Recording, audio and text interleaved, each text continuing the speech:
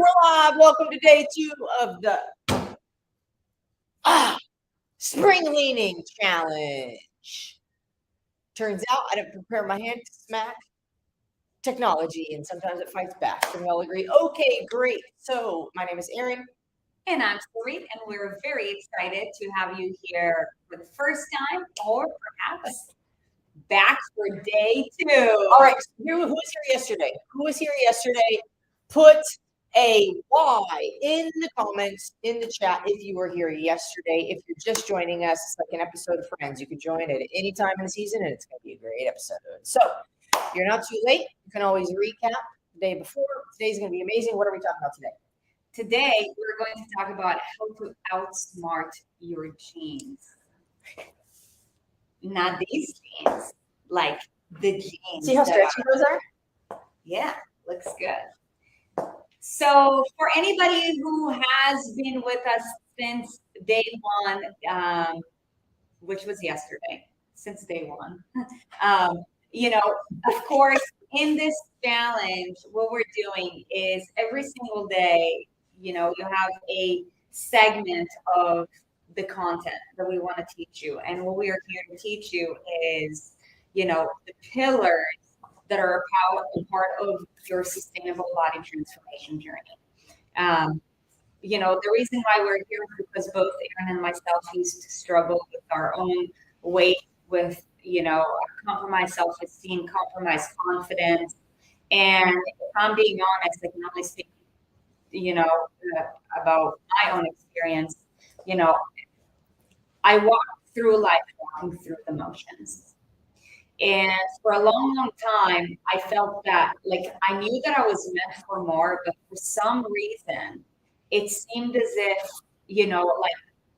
my body was not the real expression of who I wanted to be. If you can resonate with me or with this story, just go ahead and drop a yes in the chat. Yesterday, Erin shared a little bit of her story. Today, I'm going to dive a little bit deeper into that. So you'll get a sense of, where it is that I'm coming from, especially as we talk about the concept of our genes. And the reason why we want to talk about that is because, perhaps, yes. Okay, good. So, perhaps, you come, within your family, maybe you have heart disease running, or, Alzheimer's, or some forms of cancer, or, maybe everybody in your family is overweight. And what is the common thing that you hear? Oh, honey, this is just how things are. Oh, honey, this is how things are meant to be. Oh, why don't you give yourself a break? Just, bathe on. And if you ever felt how I used to feel within my skin, I'm like, man, I just feel like my current body is not the real representation of who I am. And nobody seems to get me. I want you to know that you've inserted yourself into the community. For anybody who dropped a yes, this is also your first chapter within our community. We're super happy and grateful to have you here, of like-minded people, where you feel like, whenever people call you crazy, that you're not the only crazy one. And here's what I think about crazy people. It takes a crazy person to change the world. Okay. So, if somebody calls you crazy and that you're crazy, then you're not crazy, because only crazy people don't know that they're crazy. So it's kind of a compliment, in my opinion. So who's crazy? Who wants to be crazy with us? Let's get crazy. Let's get crazy. Okay. So what I want to share with you is that, if you've come into this community, the next, you're going to do everything that you can to figure out that thought that you've had in your mind the entire time. And that was literally, my journey. Before I got on the right path, is it okay if I share a little bit of my journey? Before I got on the right path, I tried to figure out how to get on the right path for literally 11 years. And my journey started with compromised identity and low self-esteem. growing up, I was a fat kid, and if anybody ever grew up being a fat kid because big bone ran in my family, and I was the second fattest girl in class. And when you are, a lot outside of the ordinary, around a lot of kids are mean, man. So I was being made fun of a lot, aside from the fact that, like I've had a speech impediment since I was born. Maybe sometimes when I hear, you can still hear a little bit of it. Anyway, so, like my mom also gave me a really cool haircut, a mullet, right? So I was just killing it in all areas of life, right? Thick bangs. That's what my mom would say. Yeah. So, like I was being made fun of, and, I hated it. Like whenever like I was not invited to, like things that the entire classroom was invited to. I was really like being isolated, not by choice, though I did have imaginary friends and I thought they were pretty cool. Probably. And by the time that it was time to go to middle school, I'm like, you know what? I want to change my identity. I don't want to be known as the girl that, nobody wants to spin the bottle to not fall on because, like giving me a smooch is like kissing a frog or anything. Like I felt like I was just so low in life. And when you just know that you're like, dude, I just know. They don't know it yet, and that's okay, but I need to do everything that I can to prove myself right. So when I was 12 years old, I was like, okay, going into middle school, I have to change my identity. Because no longer do I want to be known as the fat girl that nobody wants to kiss, right? Like, I mean, it's middle school. Now it's like, you start preparing for that next phase of life, right? So what did I do? I was like, okay, well, let me just, see what's coming out there and kind of like put my mind to it and see how it goes. So, yesterday we talked about some calorie counting and all of that. So, like, that was my first right experience with dieting because I was able to do it for more than 3 days. I was actually able to do it for a couple of weeks. And, you start with the first standard, like for me, based on my height, it was 2,000 calories. So I started to clean up my food a little bit. And I'm like, oh, okay, good. And then it went. I think the story is going to take a little hour. Just saying. Okay. Should we go like more cliff notes? Yes. It's very important details. It's true. Okay. We could have a 3-hour long video. Are you guys down? So can we just draw a graph real quick with 3 different phases? Let's do that. So the first graph was, like me going from some form of dieting to crash dieting. Is that how you call it? Like when you become like super duper strict, like 0 to 100. And then you crash. Yeah. So just like the weight went down, right? And it happened pretty quickly. And then after that, for the next 11 years, it was literally like rises and falls, rises and falls, rises and falls, because I would go from one thing to another until a life adversity hit. And then I would stop. I would go from one thing to another until that next thing just didn't work. Right. And it was just a stop and go, stop and go, stop and go. And because yesterday we talked about it, you become comfortable with the pattern that you knew that worked for you at one time. And every time something didn't work, what did I do? I went back to my default because I'm like, oh yeah, that's worked for me. So it's going to work for me again. But obviously it's not working, right? Because if it did, I would have continued to do it. So anyways, 3 weeks after I graduated from college, I was confronted with, at that phase in my life, what I call the hardest day of my life, where I almost lost my dad. I got a call from my mom, and my dad got a massive heart attack.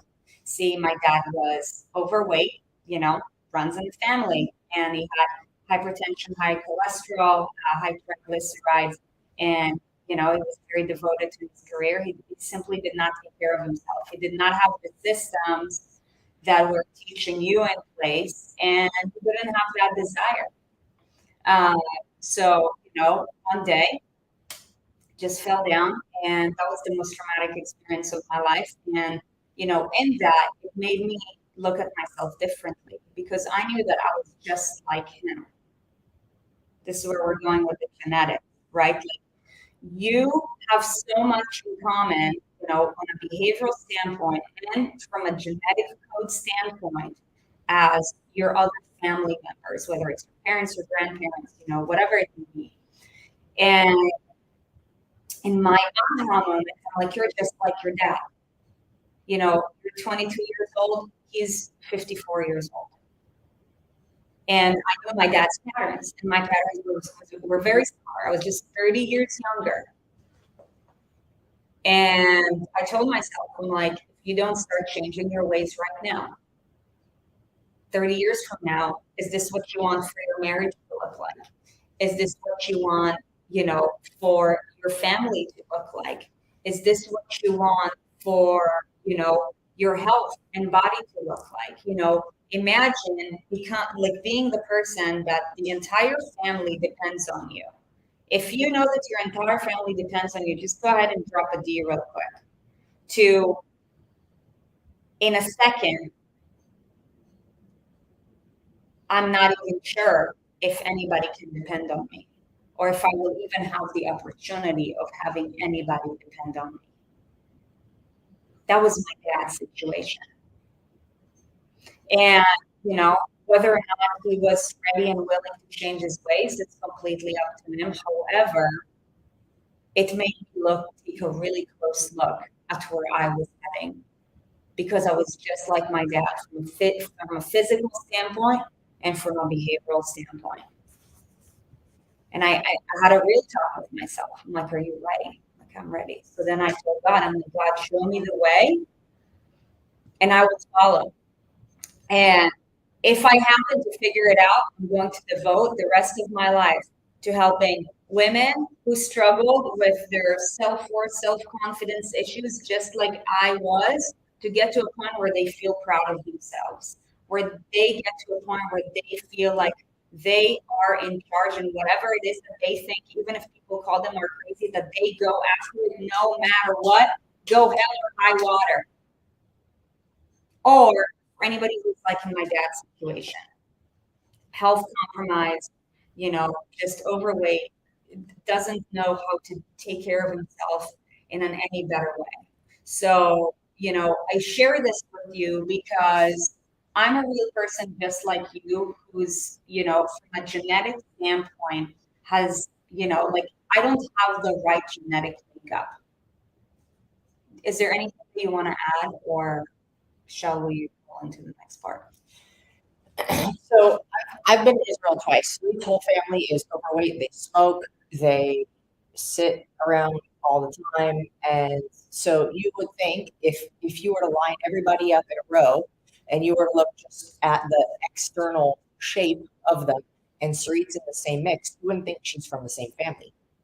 So why? It's kind of what we want to talk about today. So I asked you guys in the chat, what are some of the genetics, descriptions that you believe that you have, and some of the things that are common, like thick, big bone. We talked about big bone, husky. I saw husky.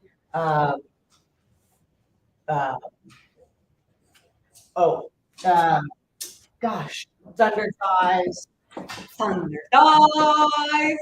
which can be good. I like to think I have thunder thighs, but so here's a couple of things that happen when we have these titles also. So genetics, you don't get to choose. I know that you have something, and I don't know if this is the next part or not. We're getting to it, so just flow into it. But by nature, you do not get to choose what your genetics are, unfortunately. However, you do get to choose which ones are expressed through your lifestyle choices. So you could very well have a cancer gene and never have cancer. You could have a diabetic gene and never have diabetes. Everything gets passed down, right? Generation to generation to generation.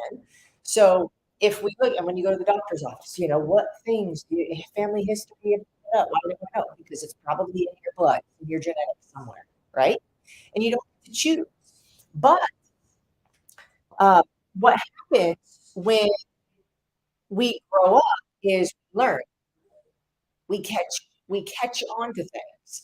You watch your mom eat a certain way, treat yourself a certain way, talk a certain way, or your dad, or whoever is a kind of like role model to you or an example to you. You watch them and you catch their behaviors. And some of you may have even thought to yourself, it's like, well, the reason that I want to get in better shape and lose weight is because I want to be a good example to my children. Put children in the comments if that's you. If you're like, yes, like I want to be a good example to my children. I have a 12-year-old girl who is now weighing herself because she watches me weigh myself. I now have an 8-year-old who's starting to pick the carbs off her plate because she sees mommy pick carbs off of her plate. So what happens is we watch our parents or the people who, are with us while we're growing up that we look to, and we watch their behaviors and we copy their behaviors. I know you all seen videos of like a parent doing a burpee and then a kid like throws himself on the ground and then and they're all excited about it, but nobody ever is for burpees. It's because kids copy us. They see you, they repeat. You did that with your parents. You saw, you repeated. Also, when you're a kid, you're dependent. When you are in this vulnerable state, when you are a sponge, when you are developing, you are fed whatever you are given. That is not your choice either. So you grow up and you have shit you get to deal with. So when you're dependent, things aren't your fault. Like you don't get to choose if you're, 4 years old. Chances are, like you can't even reach the counter to pour a bowl of cereal, right? So you're not choosing anything that you're eating. So when you grow up, you get, your taste buds get acclimated to certain things, usually sweets. You watch what your parents eat, they or whoever your guardians are. And so all of these things are developed by nurture, whereas genetics are nature. Yes, and I want to kind of like give you an exercise of application so that you get to understand where Erin is saying. Can I go one more thing too? Okay. Because these things, oh honey, it runs the family. Like if anybody in your family is telling you that, like, honey, we're just thick. We're big girls, we're hefty girls. You create an identity with that too. That's, I would say, one of the most dangerous parts, because whatever identity you create, you will begin to behave. Emulate. You will behave to create more of that. Because what are you without your identity? You don't exist. So if this has become an identity to you, we are X, describing who you are. We are thick, big bone, fat, whatever. Then you begin to identify with it. And if you don't act in accordance to what you've identified with, you aren't anything. You don't know what else to do. Yeah. And it's all subconscious. We don't think about it. Don't worry though. It's repairable. Yes. Okay. If I can, so can you. So let's begin by going over the more superficial stuff, and then we're going to go deeper levels. So when I say superficial stuff, let's begin with our body and the shape of our body. Okay, so, like when it comes to our body, like it is one of 3 main shapes. Ooh, okay, and we're going to give you the scientific term, but then we're going to define it in real human language. Okay, there is the endomorph. When I say endomorph, I want you to think thigh gap.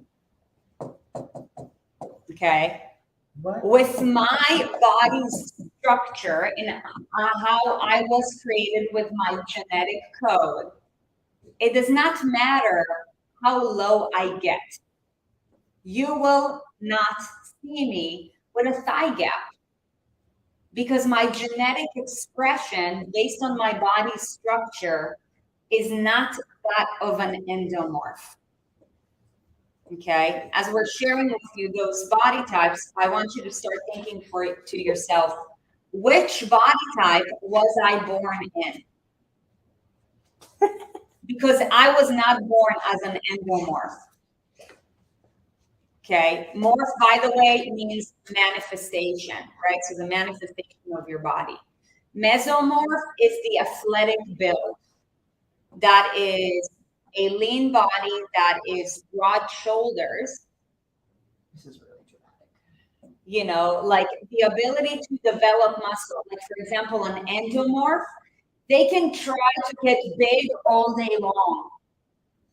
And they can have muscle definition, but their muscles are never going to look massive unless they put other stuff in them, right? Which are also common in our industry, but that's not a part of our conversation. So, you know, mesomorph is like that athletic, you know, like Greek god build, right? Like David sitting on that, you know, like statue, right? Like everything seems to be in the right place. You can kind of see everything, right? Apparently the forearms, it just goes bicep to hip. It's all good. Okay. You know, so I want you to think broad shoulders, you know, lean, the shoulders to waist ratio, right? Like the waist is thinner than the width of the shoulders. And then we have the ectomorph, which is like the soft look, you know, like thicker, rounder, softer.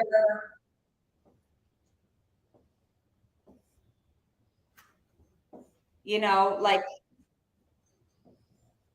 carrying, you know, most of the fat around the, you know, anywhere from the thighs up to the what you call it, like belly area. So as we're sharing this with you, I want you to think about yourself and I want you to think about your loved ones. When you were born, That's not right. what body shape were you born with? Were you born as an endomorph, a mesomorph, or an ectomorph? Think about that and write it down. If you heard my story and where I've come from, It's terrible. you know. Told you I Well, was gonna make you. clearly Erin was not an art major, and that's okay because you don't need to be an art major to change lives. However, you get the point, That's right? amazing. This is gonna Yeah, go. Somebody's gonna buy this. What's that digital photos you can buy for a lot of money? Probably it's gonna get sold. NFTs. It's probably gonna get sold for like 20 mil. Okay. Just saying. Anyways, so when you were born, what body type did you have? Because I was born as an ectomorph. Okay. And I share this with you because there is a difference between nature and nurture. What I want you to know is that you can shift from what you are born into to what you become. And that is an amazing area of opportunity, that a blessing in disguise that can also be a huge limiting factor, depending on what's beneath that, which we're going to get to in just a second. So what are we saying? I'm just dying. You guys are killing me in the comments. I almost died. I was like, this is a hand. It's like an Edward scissor hand, Edward sword hand, and no feet. Just didn't even want. What is Bimax? All right. I don't understand what you guys are saying. So if you look at the shape of mine or Sarit's body, you'll be like, oh yeah, mesomorph. But if you look at our parents, why is it different? So this isn't about. That's the exact difference between what you're born with and what you create. Because my mom, like I love my mom, but we got big hips. Like if I gain weight, I'll tell you, it's gonna go like right here, right here, right here, and I'm gonna be like, what's the shape? There was a video that you did where you dressed up. Oh yeah. That's the shape that you have. But you look and you be like, oh yeah, mesomorph. Yep, that was created, but that's not genetic. So where we're going with this is your habits, your behaviors, the way you think, the way you talk to yourself, how you treat yourself. the amount of respect you show yourself, the things you choose to do as an adult now that you are consciously aware of the decisions that you make, create what you end up with. Now, it is unfortunate that some of the things that we grow up with can make it a lot more difficult for us. And even if we didn't grow up making it difficult for us, we can even create scenarios. I would say I didn't really grow up making it difficult. We just didn't know one thing from the other. I made it more difficult on myself by putting myself through a figure competition where my eating was extremely restricted, extremely regimented, do or die, perfection all the way, or it's not happening. Every week I got a cheat meal for 1 hour. I could eat as much food as I wanted. You'll be surprised how much food I could eat in an hour. And I created a habit. So our decisions create what we get. And so that doesn't always feel comfortable to hear, because essentially, like, when you don't know, it's not your fault, but when you do know, it is. So we get to work with you and we get to help you figure out how to create better habits one by one, piece by piece. So I know that today's challenge is also going to be part of that, but I think that you also had somewhere else you wanted to go. Yeah, so it's great. Erin just kind of like sets me up for the next part. So, you know, so far we've identified that where we are now doesn't always have to be the thing. So like what Erin mentioned, just open your mind to the opportunity that it could be different. Because I started as an ectomorph and I shifted to a mesomorph. I'll tell you, like some of the people in the community who've been through our programs for a couple of years, like, when they started, were, you look at their before photo, you cannot deny it's an ectomorph, right? However, right now, they very much look like a mesomorph. And by the way, if endomorph is your goal, then that's amazing too. Like, we're not here to tell you like what body shape you need to be in. It's just what's important to know is that you have control. And you might have been told your entire life that you don't have control. The reason why you do have control is because of epigenetics, and it is the expression of your genes. Your environment dictates how your genes are expressed, whether genes are being turned on or off. For example, our house has your house, right? Any house has the capability to be fully lit up. However, when you want to go to sleep, okay, let's say it's nighttime and you want to go to sleep, like you turn the switch off. Is it going to be bright in your room? No, it's not. Why? Because the switch is off. So, your genetic code is, like what makes you. However, epigenetics is what gets turned on or off based on your environment. How cool is that? Because whenever I want it to be bright, boop, boop. However, let's talk about the mechanism that leads to that, because, like, yes, it's a matter of switching on and off genes. However, like what, and if we can actually draw that for them, like, like, let's say, like overweight gene to, like mesomorph gene, right? Like what's between that is habits. What am I drawing? So just like the grid. Ah.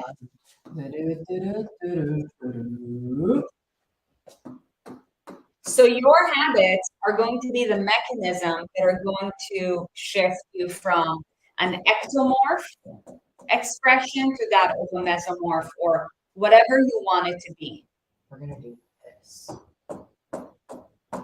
And what you need to remember is, yes, I am in control. Yes, I am in charge. Depending on whatever you want it to look like and where you're at now, it might take you a couple of years, and that's okay. Just because it's going to take you a long time doesn't mean that it's impossible. One of the problems with society is that we've been distorted with our thought process, because we live in the 21st century, right? Like the Amazon era, where you're like, boom, click of a button, I'm gonna have this, like I'm gonna order this book. And before the day's over, it's already by your doorstep. With your body has evolved over literally millions and millions of years. Okay, so like going from one expression to another is not just going to happen whoop with a flip of a button. Erin, You can flip your genetic expressions. However, it's going to take some time because what we're doing is we're building habits in between. What did you want to mention? yeah, and you know what? Here's the other deal. This is like a reality, okay? This takes time. So I was chatting with somebody the other day. I remember who. And she was saying, man, I keep just flying off the rails. I keep just, there's a struggle with binge eating, and which so many of us have been there if we're not still there, which is okay. It's part of the journey. Okay.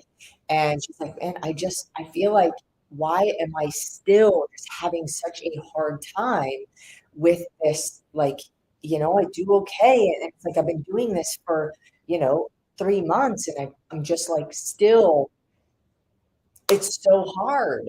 And I'm like, listen, how long did you struggle for? How long have you repeated this behavior? How deep have you ingrained this behavior? And then not just the behavior of binge eating, but then the behavior of feeling guilty, beating yourself up and sabotaging further.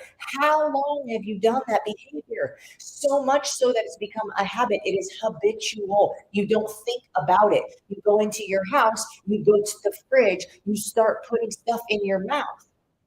Habitual, a habit. So this can take a year. It can take 3 years. It can take 10 years. Ah, screw that, Erin. Don't sign me up. I'm not doing it if it's taking me 10 years. If I said, hey, pay me $20,000 and I can guarantee you that you are going to make it to your absolute goal weight and you will never look back for the rest of your life. You might have some up and downs in between, but you will live a substantial part of your life feeling on top of the world. You feel amazing about yourself. You feel proud of yourself. You follow through. You stick to your word. You do your workout when you say you're going to do your workout. You don't struggle with temptations. You don't have a hard time with, um, you know, when food's in front of you, you don't feel like you just have to eat it. Whatever the things are that you're struggling with, minimize those to like, oh, whenever I don't follow through or whenever I mess up, it's 1 out of 50 times or it's 1 out of 100 times. And it doesn't negatively impact me really because I've worked through it. Would you do that? Would you do that deal? Most people would. You know why? Because people get weight loss surgery just overnight. Now, I'm not saying, I'm not hating on weight loss surgery. I'm not saying you're a terrible person if you do weight loss surgery. Or what I'm saying is, you do weight loss surgery, you didn't earn it. Now, skin removal is different. Say you lost 150 pounds and you're like, now I have a lot of skin. Different, very different. But, there's something about earning something. And so it doesn't matter how long this takes. Because why do you do it? You do it because you want to look better and you want to feel better. Okay.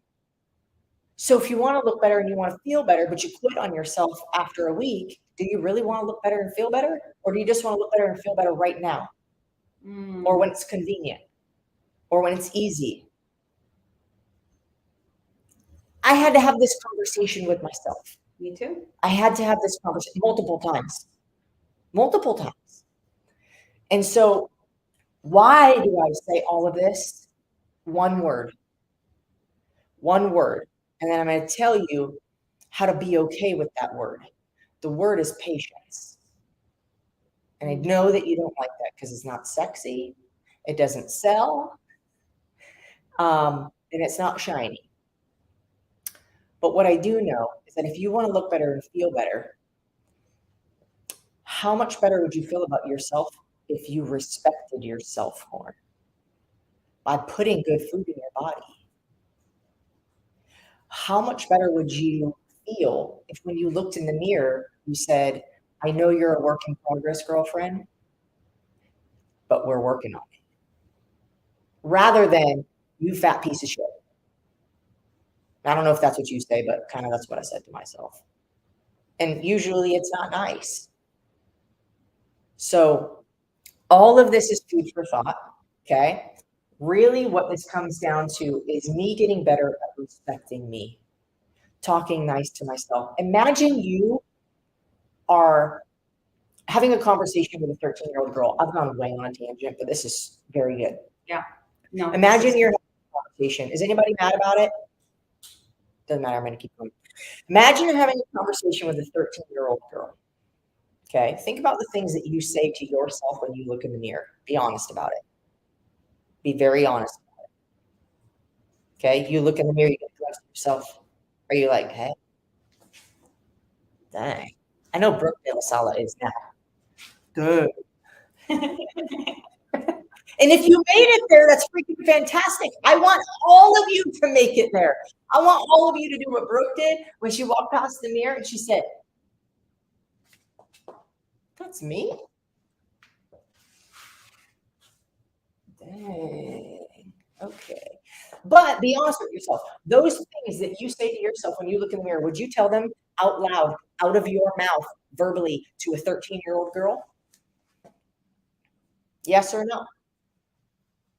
Yes or no? Put it in the chat.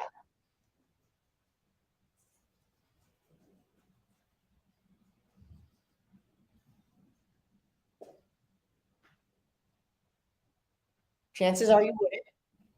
So why would you say it to you? Why are you a bully? I went on a massive tangent. And I hope I didn't make anybody cry. But if you're crying and you feel an emotion, I hope it moves you.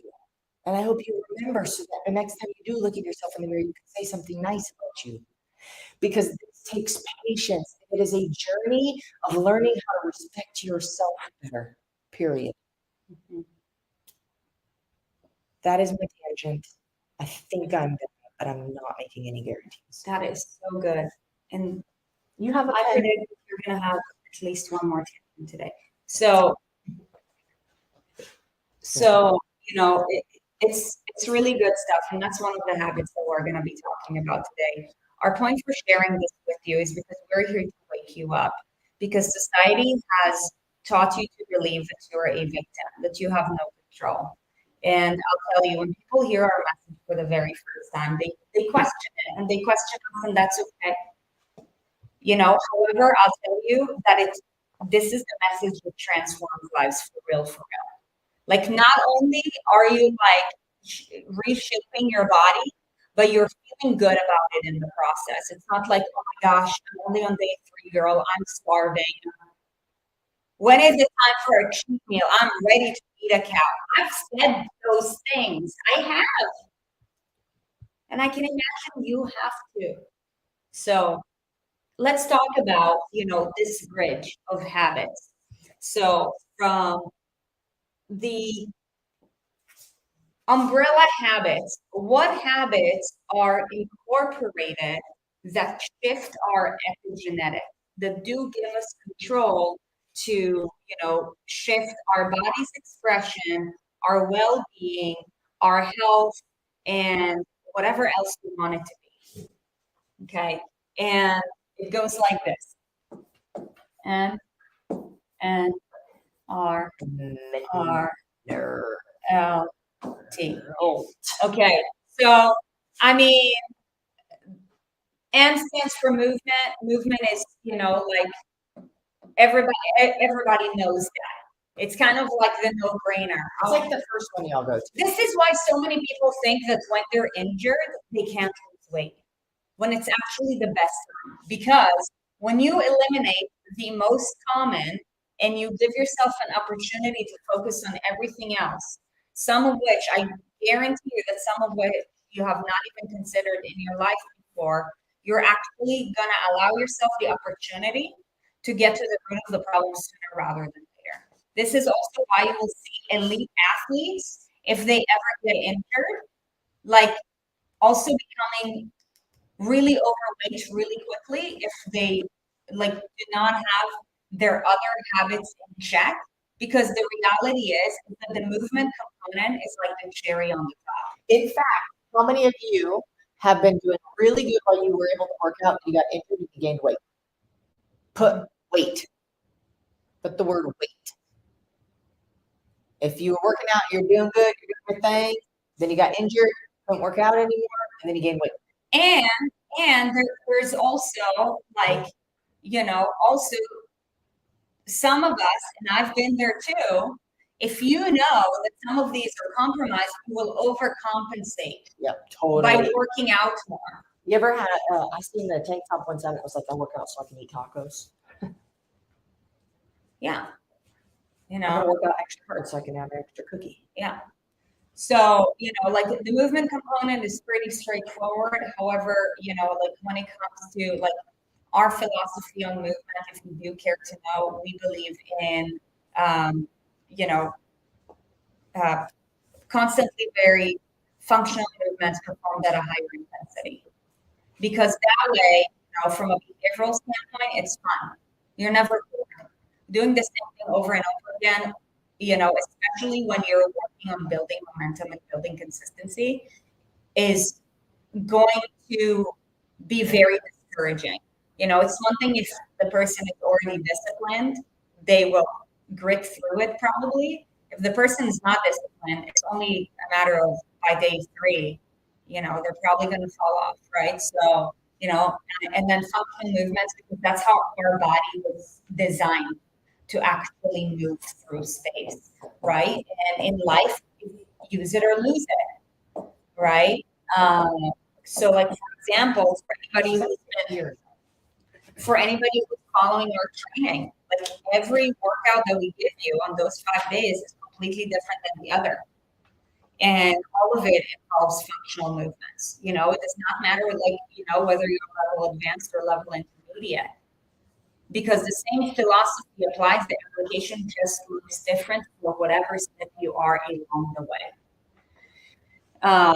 So that's with regards to movement. The N stands for nutrition, and that's what we tomorrow we're gonna have a segment on nutrition along with your thinking around nutrition as well. However, really when it comes to nutrition, eat real food, not too much, mostly plants, right? Yesterday we talked about how do you distinguish what is a real whole food from, a food-like product.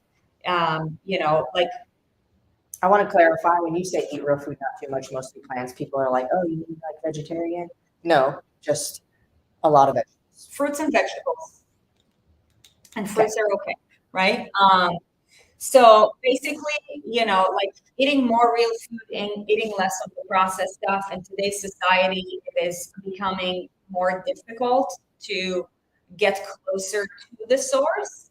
And even food that comes from the source, its quality gets compromised. However, we gotta do the best that we can with what we've got. And, really geared towards the, eating real food as often as possible. Right. So yesterday you got to confront, okay, if you were already ready with the real food department, then, following through yesterday was easy. But if you're not ready, you either have to really stretch yourself and go out of our way, or you've got the feedback of, okay, maybe I didn't get that point. And that's okay.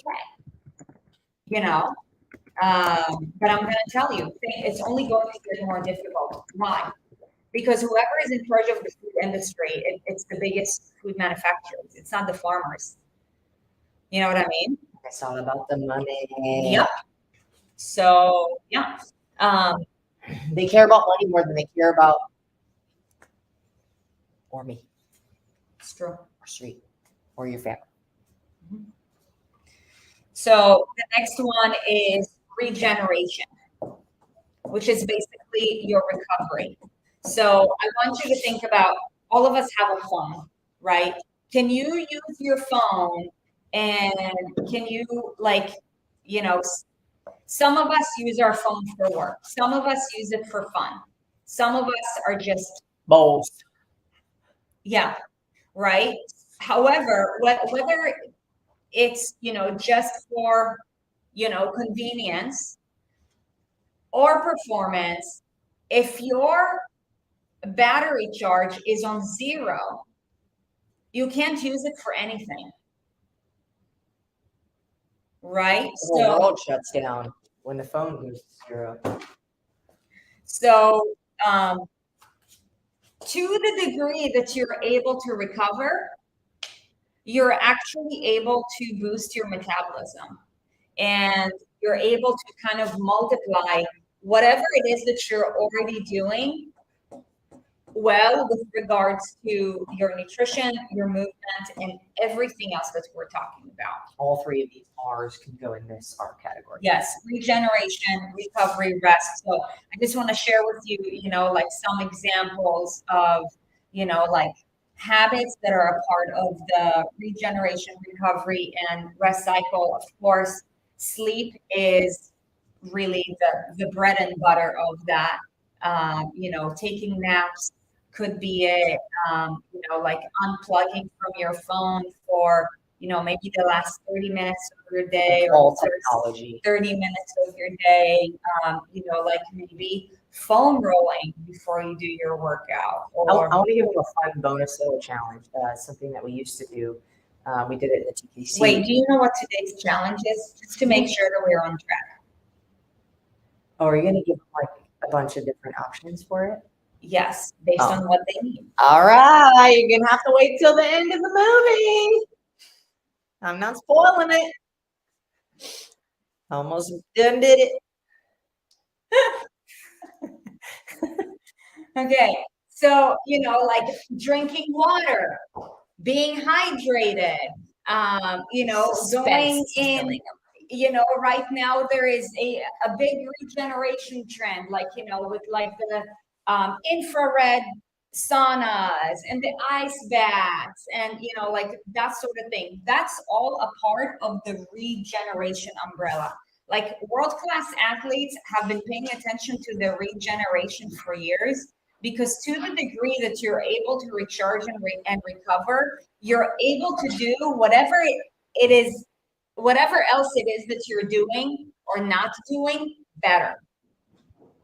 Okay. So, from all of those regenerative,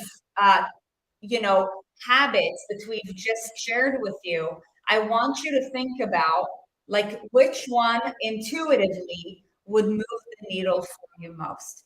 Okay, so I want you to think about sleep. When it comes to sleep, ideally, you want to get around 5 sleep cycles per night. So that's around 7.5 hours of sleep. These are good things to be taking notes on right now. Yeah. Like, what things resonate with you? What gaps do you see where you're like, oh yes, I could really improve on that, or I could really improve on that? Whether it's movement, right? Like, what can I add? Can I add more fun to my movement to actually want to do it? Nutrition. What kind of things there that we talk about? Like, could I fill in the gap or improve on? Do I need to sleep more? Do I need to get better quality sleep? All these things that we're talking about, like take notes on each of them because they're all valuable, but you're going to have a few that like really stand out to you specifically. And it's a really good cue of like what things you can start doing to better respect yourself. When I sleep well and I'm recovered, that is a form of me loving me and respecting me. Now I feel great and I'm ready to go into the day. So just kind of like take notes, like keep going. Yeah. So, like just going back, so it could be like,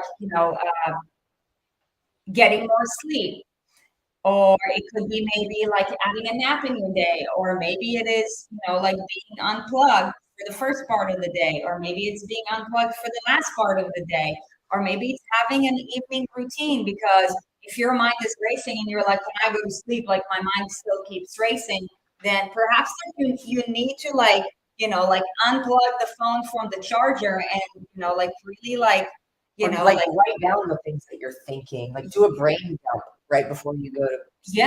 Yeah. And then we have all those fancy things like the infrareds and the ice baths. Those are just like the fancy stuff when you're already focusing on the basics. So I kind of don't even want to go there because I don't think that that's the game changer. Water has a lot to do with it. So really what you want to drive for is, like half your body weight in ounces. So for example, if you currently weigh like, let's say 200 pounds, what you want to go for is half your body weight, which is 100 in ounces, therefore 100 ounces. So you can just do the math. So things like that, just to give you more tools in terms of nutrition, like really the main thing that you want to drive towards is, like eating real food. However, if that seems to be too big of a climb, is maybe add a vegetable to every meal, or maybe add a vegetable to one meal, or maybe start eating fruit, or maybe like if you normally go to like oh gosh, let's say if your dinner is just drive through every single night, maybe it's like doing something else instead just for your dinner. I don't know what are the mechanics of your life. And by the way, in the case that you did want to take a deep dive with regards to all of these habits, with regards to the mechanics of your life, yesterday Erin shared a little bit about the Banging Body Fast Track that we're going to be doing on May 18th, 19th, and 20th. Like definitely go ahead and check it out, because right now we're literally blowing you up with information because we want you to win. However, from an educational and an understanding and an implementation standpoint, there's only so much that we can do in an hour. Okay. And we still go over time. We figure out a way to go over every single time. So click the link. So go to this link right here. Bodyfasttrack.com. Yeah, to check it out. Okay, because we're literally gonna be spending time on each of those habits from a bigger picture standpoint. Okay, I know I went on a tangent. Let me get back to where I was going. This is going to be a good one. I saw you see. This is a good one. This is a really good one that I think is even more important in what's my second tangent. This is your second tangent. That was my prediction. Am I right? Who's ready for another episode of Erin's Church? Okay, let's go for it. So the next one is responsibility.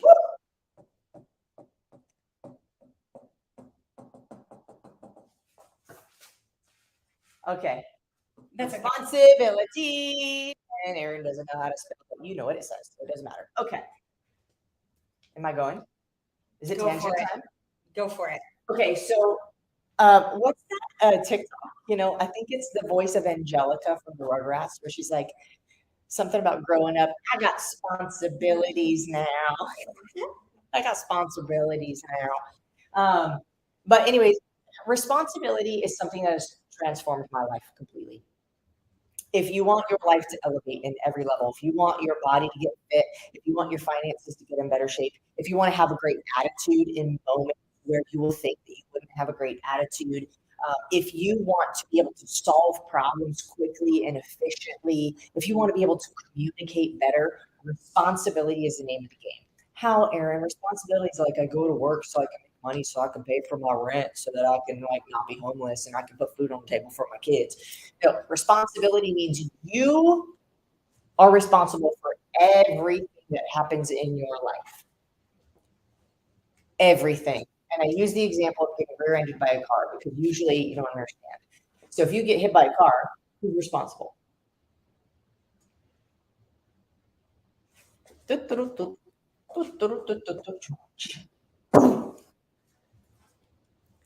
such a good actor. Amazing. Who's responsible? Okay, so now you're like, oh, the person that hit me, of course. Cool. You're blaming. You're putting responsibility on somebody else. And yes, I get it. You can't control what they do. You cannot control what anybody else does, says, how they behave, what they wear. You cannot control it unless you're your kid, maybe for some period of time. But you don't have control over that. But what it means to be responsible is, man, now that I heard Ed say it, I feel weird that I feel like I said, anyways, it means you are able to respond. Period. Response able. Response, able. Okay? And I just want to add something to that, because we were at an event this weekend, and the speaker was Ed My Life. He was talking about that, and like he said, when you're a kid, and let's say you fall on the ground, right? Or let's say something gets flinged at you, right? Like when you're just moving through space and doing all the things. Like what happened? You immediately respond, right? By getting up, moving, doing something. And then throughout the course of our lives, whether it's through, our school system, or whether it's, again, you're a byproduct of our environment, our dearly beloved parents, which we love so much. However, I believe that, like most of us have been limited by our parents because they didn't know any better. And of course, if they did, they would have done better. But that's a byproduct of the education system. However, that's not the point. The point is when we're, given comments like, oh, don't move. You shouldn't do that. You're being too loud. Why are you being so extra? What is that doing? It is starting to make you feel on the subconscious level that your ability to respond is a detriment to your environment. So what do you start doing? You start to respond less and less and less and less. You start to wait for the next thing that can wait us. So hold on, because that's like all like the main point is something happens in your life, it happens for you. It doesn't happen to you. Right. And if you lack the ability to respond, you're dead. So Ed gave the example of if someone's laying on the ground and they don't move, they don't respond when you shake them, when you pour water on them, when you defibrillate them. They don't move, they don't respond. They're dead. They're stripped of life. So when you don't have responsibility for the things that are happening in your life, you have less life. So even though something might not seem like it's your fault, what is your ability to respond to it? And this is exactly what I was talking about earlier. Your genetics are not your fault, but how do you respond to them? So good. Responsibility, right? If you go to a party and all there is pizza and you're like, crap, this is not on my plan, but I didn't bring anything, you're responsible. You showed up.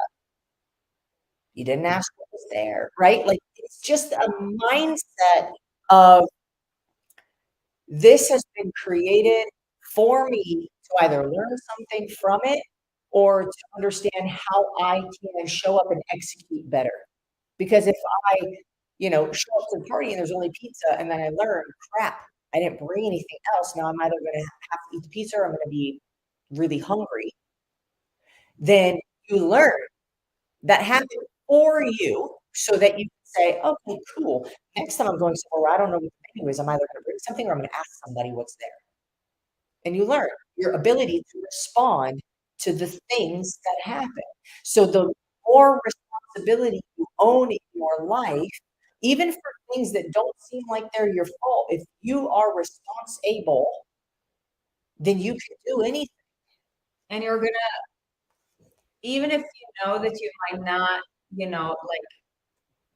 create the result right now, that does not mean that you're just going to sit around and wait. Is it any wonder why, I know I'm going like high level again, but is it any wonder why depression is on the rise right now? Because it's more and more common to from just the habits that have been cultivated through society, feel like we do not have any response, to feel like we're unable to be in control of something. Okay, so just let it sit, and let's remember that this is when we say we are the problem and we are the solution. So whatever your situation is right now, especially if you live in the greatest country in the world, yes, you have the power. And even if, like the shift might not happen right now, that does not mean that, like you do not have the power. However, what is your current relationship to responsibility? Just, like sit with it. Do you wait for the right time to do things? Does everything need to be aligned? Do you wait for somebody else to do things for you? So think about things in your life that you can own more responsibility for Yeah, currently. Could start small, no problem. yeah, yeah. Here? Yeah, let's just write that.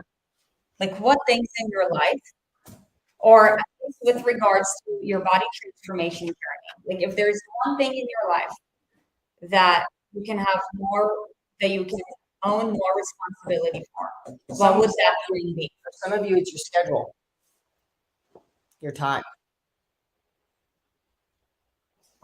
If you did a time audit and say you don't have time, who scrolls through TikTok?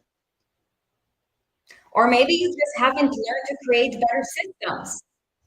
True. And you think that, it's a matter of efficiency. What can I get more efficient at? Right. So the question is, who do you need to get around to have to create better systems?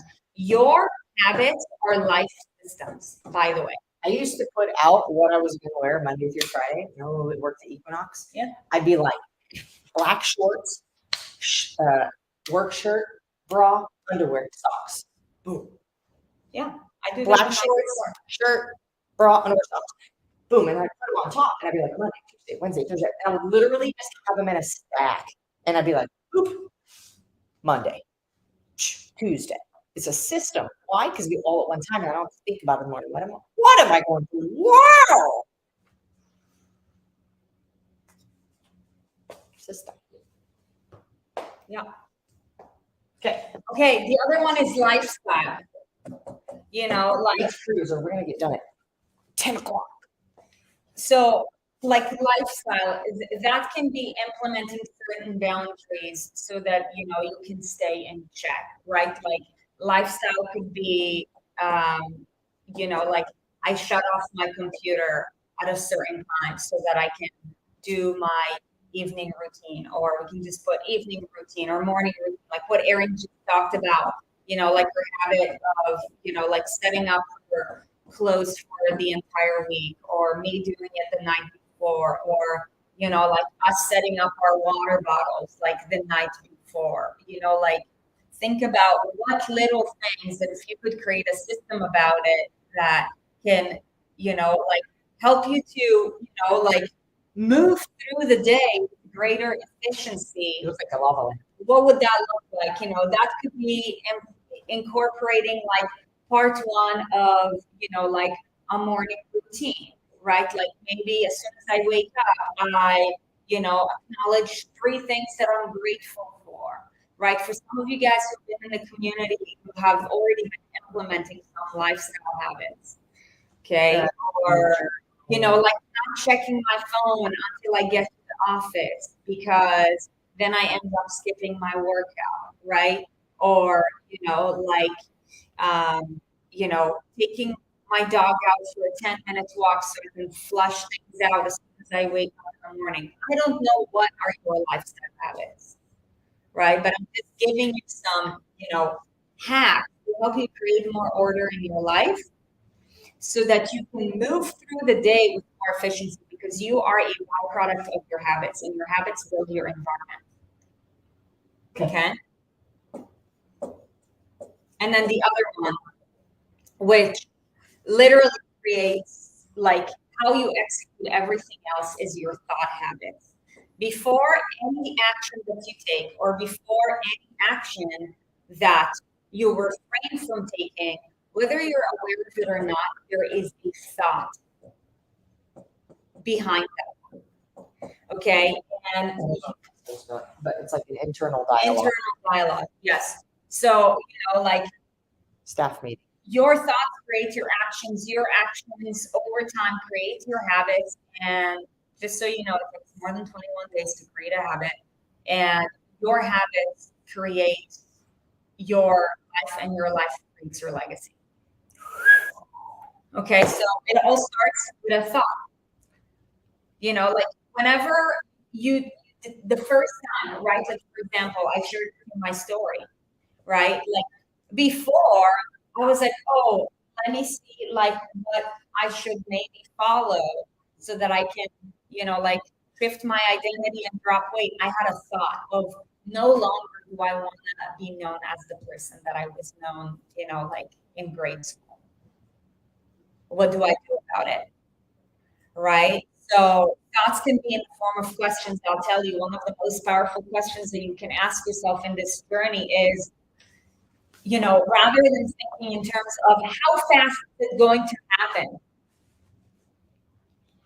how far am I willing to go? The quality of your questions is going to shape the quality of your results. Okay. Yeah, what things are you, like saying to yourself, within yourself, like what is your perspective? When you get hit up with an adversity, how are you respond to it? Do you retreat or do you walk through it anyway? Your level of consistency is a byproduct of your thought process. Your level of execution in anything is a byproduct of your thought process. So out of everything that we went over today, okay, so we went over, in terms of habits, we went over 6 pillars of habits. Other than movement, which one would you say is your biggest area of opportunity? Write it down. Write it down and drop it in the chat. Scribble with a crayon on the wall. Which one? You guys want to see?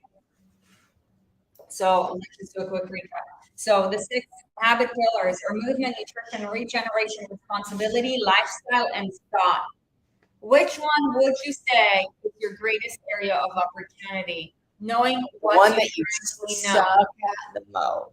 Yeah. If we're just being blunt about it.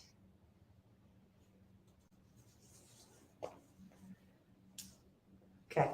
So what we're going to go over is implementing an action step with regards to that habit pillar. So going into tomorrow, right, every single day, you get to complete 3 action steps. By the way, in the chat, where are you currently at on a scale of 0 to 3? So up till now, you've had the opportunity to accumulate up to 3 points. And remember, the whole point of you tracking your points is it's just data, right? It's for you to track your, areas of opportunity and your level of consistency within those 5 days. Okay, so going into day 2. Day 2. 3 action steps as well. Action number 1, again, is your movement, right? So 30 minutes of intentional movement, whatever that looks like for you. We went over yesterday on how the movement works, so no need to repeat ourselves. Action step number 2 is going to be implementing an action step that is related to that habit pillar that you said is your, biggest area of opportunity. I see your guys' scores, lots of 2s and 3. Great job, you guys, showing up. Let's keep showing up. So, with regards to your greatest area of opportunity, hold on. Nutrition, responsibility, thought. So think about what with regards to your thought, what with regards to your responsibility, What with regards to, like anything, if there is an action step for you to channel in your focus for the next 24 hours, not even 22 hours, what would that look like? That's what this one is. Nobody knows you better than you know yourself. So I don't know what the details of your life look like. So just take a moment to think about it. What is that area of opportunity? And whenever, you're being exposed to that opportunity, just implement that habit. Okay, maybe your thought is, like every time,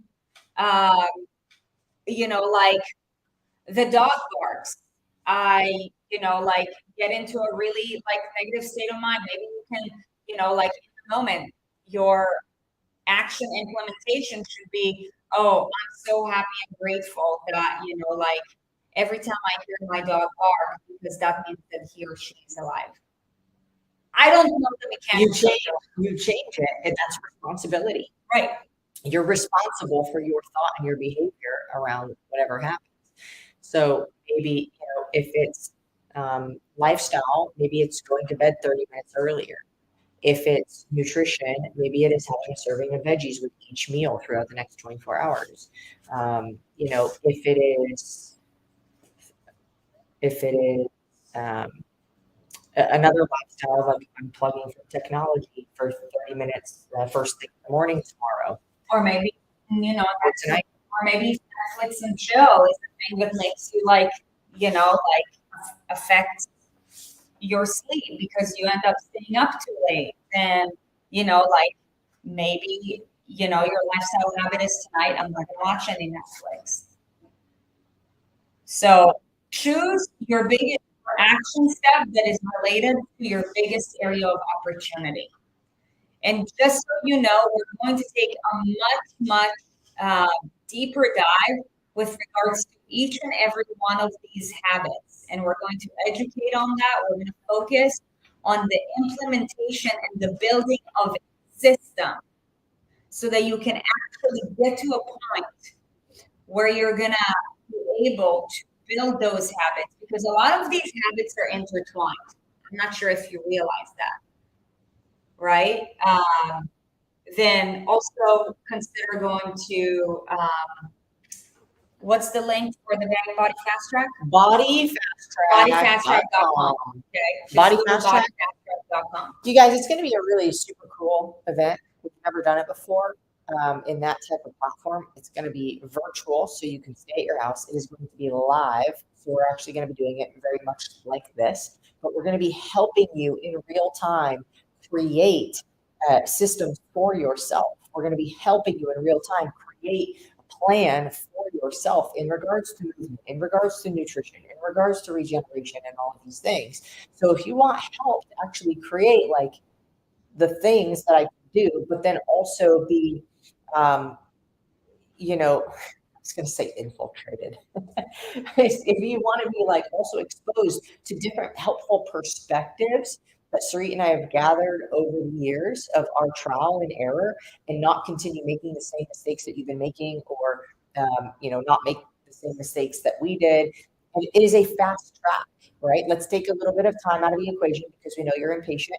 Let's get you something that you feel confident about, that's very clear to you, that when you leave, you're like, okay, cool. Like I know what I'm doing for the next however many weeks, right? So it's $97.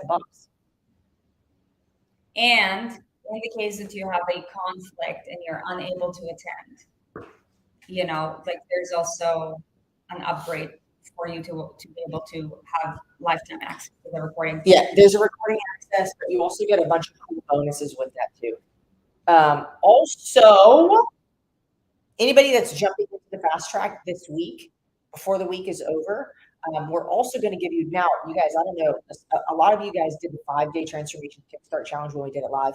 We redid it into a 14-day transformation kickstart challenge. It is now a paid challenge that runs 365 days a year. We're going to be giving it to you so that you have something to do in between when this challenge ends and It will fill 2 weeks of that time in between when this challenge ends and when the Bang Body Fast Track starts.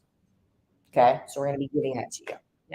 Yeah. So you have something to do in between. I want to touch up a little bit on what we, some of the things that we'll be covering in the Bang Body Fast Track. So even for those of you guys who've been in the community for a while, when I say like we've never done something like this before, we mean it.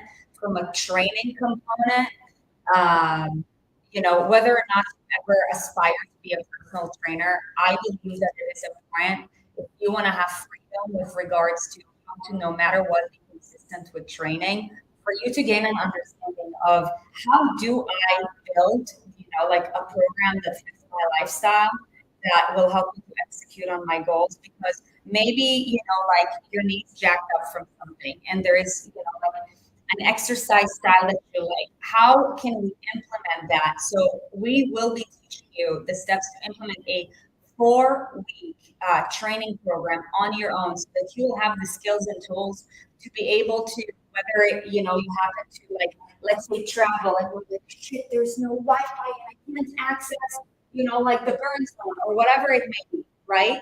Like, how do you know on the spot, okay, what do I need to do, right? We're actually going to teach you how to create a nutrition plan for yourself that fits your lifestyle. Okay, yesterday we talked about the what, the how much, and the quality of it. What does that look like for you based on where it is that you're at? Okay, we're going to be going over all of these lifestyle pillars and how to actually create channels of habits and the timing of them so that you'll be able to form that bridge from whatever your current body type is to wherever it is that you want to be. And yes, we're also going to be taking a deep dive with regards to your train of thought and how to be able to really shift your identity. Because let me tell you something. You rise up to the standards. The standards in your life are going to dictate how far you would be wanting and willing to go. And we don't know what we don't know. So this is all just brand new content.